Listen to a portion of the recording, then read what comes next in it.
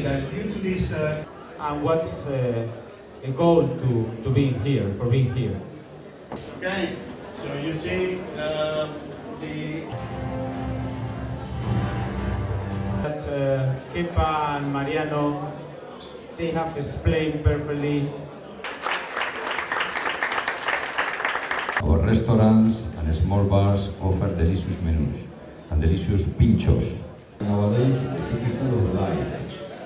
Fortunately, Bilbao is something like a catalog of modern architecture.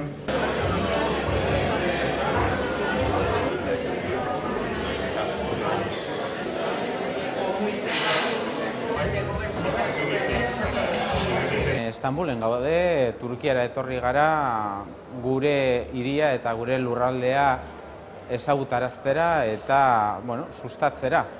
Gaurko honetan aukera izan dugu Turkiako jende ezberdinarekin egoteko, batez ere turoperadorekin, agentzi turistikoekin eta baita ere Turkiako Saskibaloiko Federazioarekin. Oso ondo joan da ekitaldia, 35 bat turoperadore eta agentzi turistikokin egon gara, gure agentziak ere eta gure turoperadoreak Bizkaitik etorri dira. Nik uste dut aukera handiak egon direla harreman onak egiteko eta baita ere antolatzeko datorren abuztuan eta datorren irailean Saskibaloiko txapelketa dela eta egon daitezken aukerak euren artean konpartitzeko gutxienez. Eta horrekin batera ere izan dugu berri on bat, eta da 3.000 turkiar gerturatuko direla Bizkaira, Bilbora, txapelketan, munduko txapelketan. 3.000 pertsona, jende asko da, 3.000 pertsona Turkiatik, 7.000 pertsona Finlandiatik. Uste dut honekin arrakasta ziurtatuta dagoala, hotelentzako, ostalaritzarentzako, orokorrean ekonomiarentzako berri oso ona da hauxe. Con la visita a Estambul cumplimos la segunda visita que hacemos a una ciudad europea en relación con las selecciones que van a acudir al Mundial de Baloncesto en Bilbao.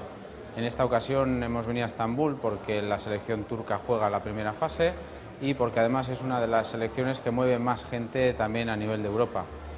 Nos han comentado que están confirmadas ya 3.000 personas que son las que se van a acercar al Mundial de Baloncesto en Bilbao desde Turquía, y hemos estado trabajando con miembros de la Federación Turca y también con personas del ámbito de las agencias de turismo y los turoperadores para que junto con las agencias de Vizcaya y los turoperadores de Vizcaya se pueda ir trabajando y cerrando en paquetes de carácter turístico.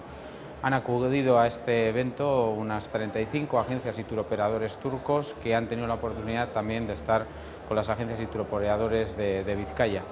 Yo creo que es una grandísima noticia, 3.000 personas de Turquía que están confirmadas que se van a acercar a la primera fase a Bilbao, lo cual significa que vamos a tener una Vizcaya y una ciudad de Bilbao con lleno total prácticamente.